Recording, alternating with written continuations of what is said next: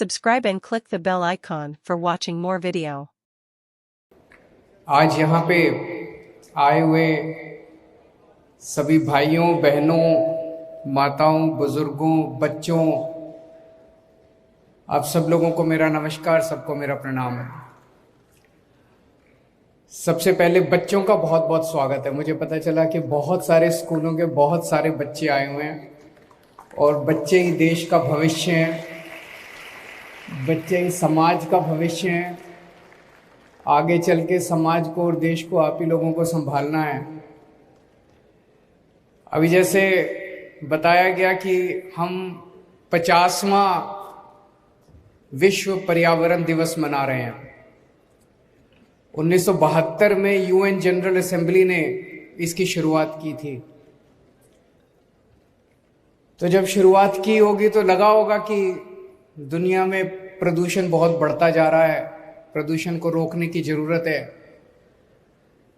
जब जब हम विकास की बात करते हैं कि डेवलपमेंट होना है, विकास होना है, तो माना जाता है कि विकास के साथ साथ प्रदूषण तो होगा ही होगा। विकास होगा तो पेड़ काटे जाएंगे, विकास होगा तो धूल मिट्टी उड़ेगी, कंस्ट्रक्शन होगा। तो अपने को एक तरफ तो 50 साल हो गए विश्व पर्यावरण दिवस मनाते हुए, लेकिन अगर देखें तो इन 50 सालों में प्रदूषण कम होने के बजाय प्रदूषण बढ़ा ही है पूरी दुनिया के अंदर। अपने देश में भी अगर देखें तो पूरे देश में कोई भी शहर, कोई भी गांव, कोई भी मोहल्ला उठा के देख लो, हर जगह प्रदूषण बढ़ा है। एक जगह प्रदूषण घटा है पूरे देश के अंदर और वो है दिल्ली।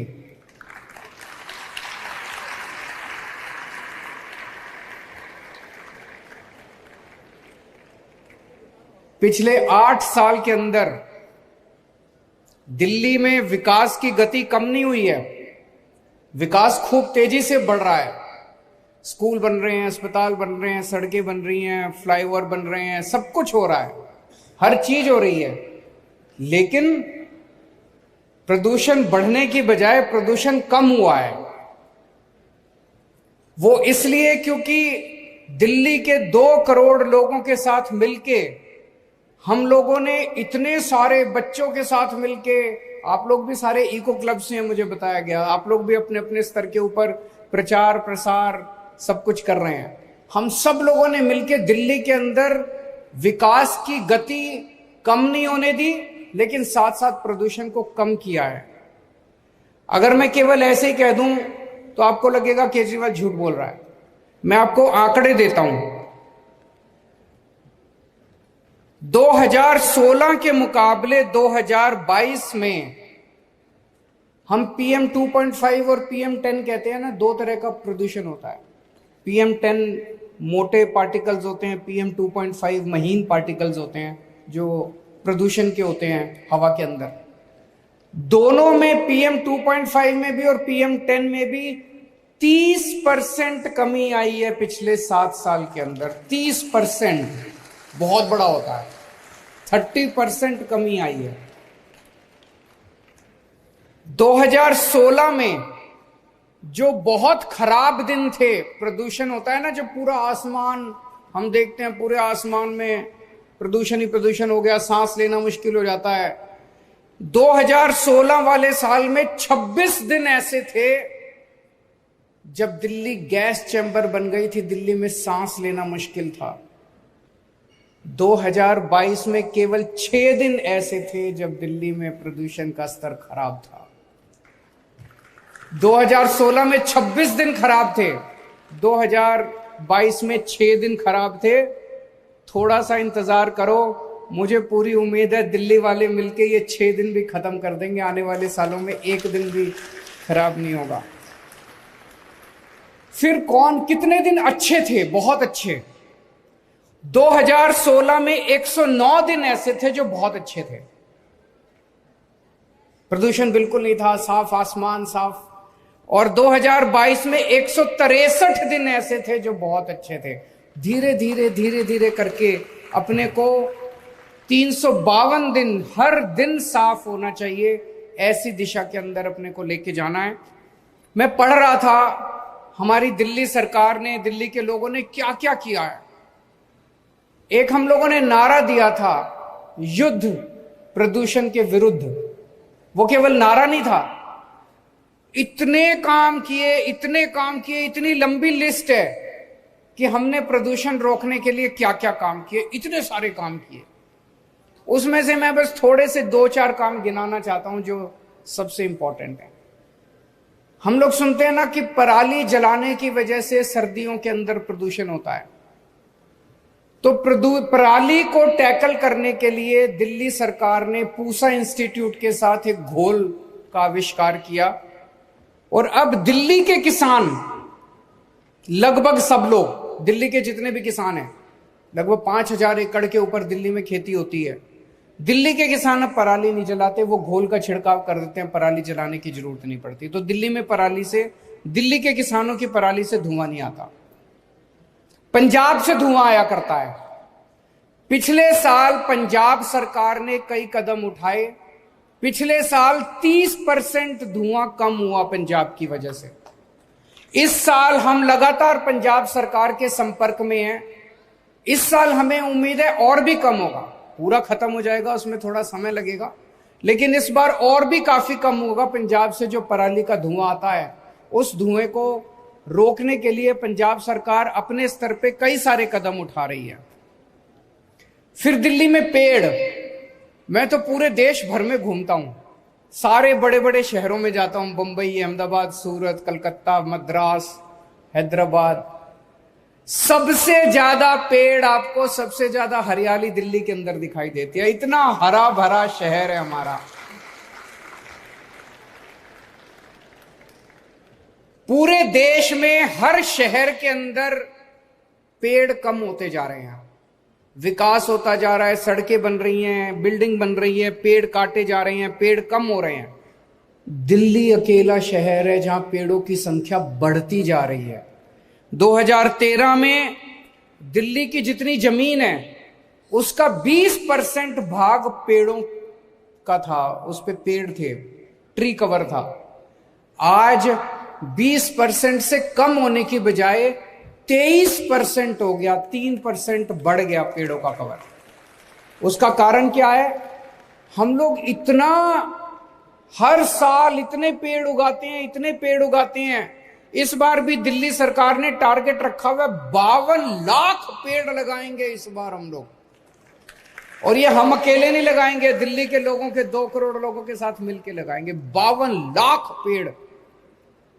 लाख पेड़ लगाएंगे। और हम ये भी देखते हैं, कई बार सरकारी कार्यक्रमों में आप देखते हो पेड़ लगाया, कोई ध्यान नहीं दिया, 10 दिन में पेड़ खत्म हो गया। ऐसा नहीं है। हम ये भी देखते हैं कि सर्वाइवल रेट पेड़ों का कैसे बढ़ाया जाए। दिन ब दिन, साल दर साल सर्वाइवल रेट जो है पेड़ों का, उसको भी बढ़ाने के लिए काम किया जा रहा है। दूसरा, एक तरफ विकास हो रहा है, विकास की वजह से मान लो नई सड़क बनती है तो पेड़ तो काटने ही पड़ते हैं, तो पेड़ तो काटते हैं। लेकिन अब हमने ट्री ट्रांसप्लांटेशन पॉलिसी बनाई है। अब टेक्नोलॉजी आ गई कि आप अगर कोई बड़ा पेड़ काटोगे तो उसको काटने की जरूरत नहीं है, उसको खराब करने की जरूरत नहीं है, उसको नीचे से जड़ों के साथ पेड़ को निकालते हैं और कहीं और जाके लगा देते हैं। इसको ट्री ट्रांसप्लांटेशन बोलते हैं। तो इस टेक्नोलॉजी का दिल्ली के अंदर बहुत जबरदस्त तरीके से इस्तेमाल हो रहा है। हमने अपनी पॉलिसी बदली और हमने कहा कि भाई पेड़ अगर काटोगे तो 2 काम करने पड़ेंगे। एक पेड़ काटने पे आपको 10 नए पेड़ लगाने पड़ेंगे, नए पौधे लगाने पड़ेंगे, ये तो करना ही है। इसके अलावा जो पेड़ काटा उसको गिराना नहीं है, उसको जड़ों के साथ नीचे से उठा के कहीं और ले जाके लगाना है। इसकी वजह से हमारे पेड़ जो है पुराने कई पेड़ ऐसे होते हैं 2-2 साल 400 साल पुराने पेड़ हैं, वो तो एक बहुत बड़ी धरोहर है, हमारा एसेट है। उन पेड़ों को हम कैसे खराब होने दे सकते हैं? इसके अलावा जो इंडस्ट्रियल पोल्यूशन है, दिल्ली के अंदर जो इंडस्ट्रियल एरियाज थे वहां जो ईंधन इस्तेमाल किया जाता था उसका बहुत पोल्यूशन होता था। हमने सारा पोल्यूटिंग फ्यूल जो है वो खत्म कर दिया। अब पीएनजी इस्तेमाल होता है, पीएनजी से पोल्यूशन नहीं फैलता।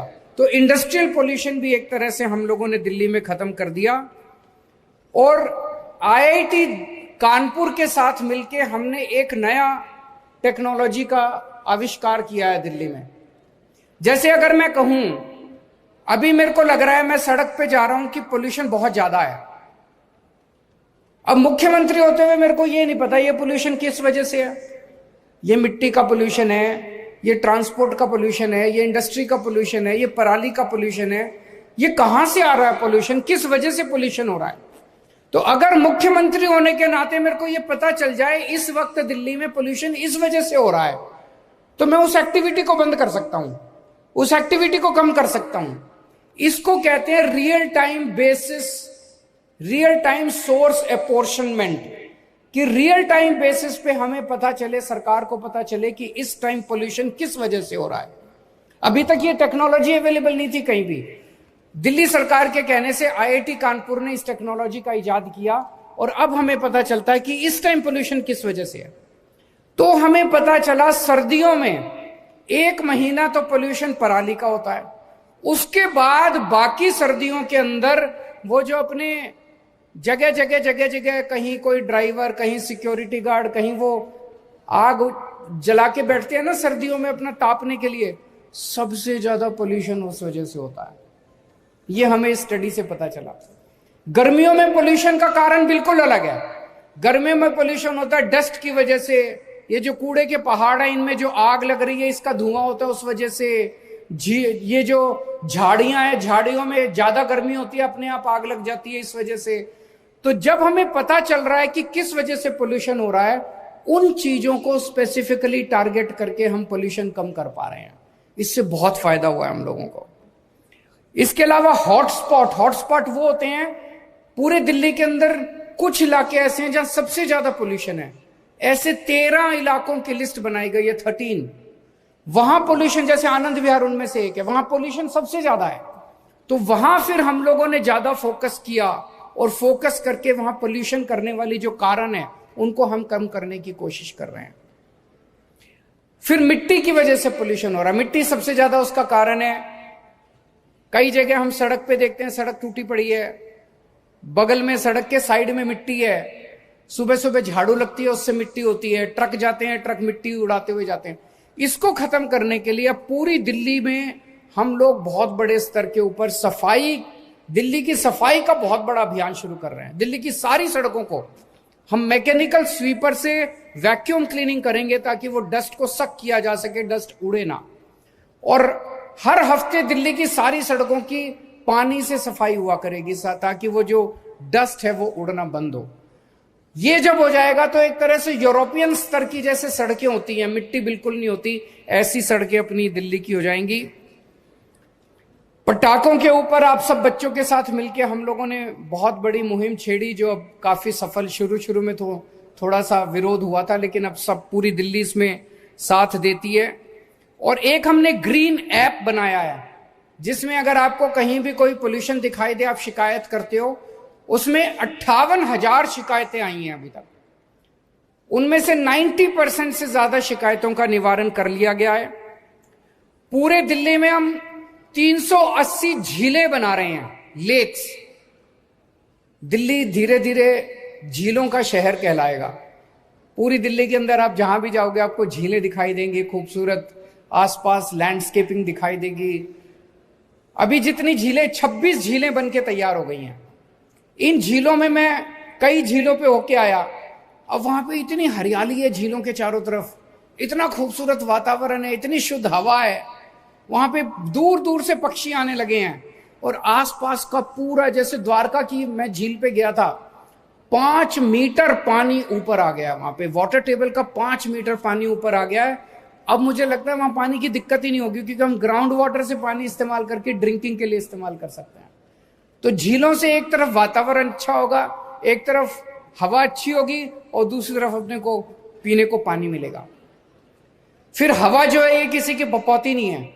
हवा को ये नहीं पता कौन दिल्ली है, कौन हरियाणा है, कौन पंजाब है।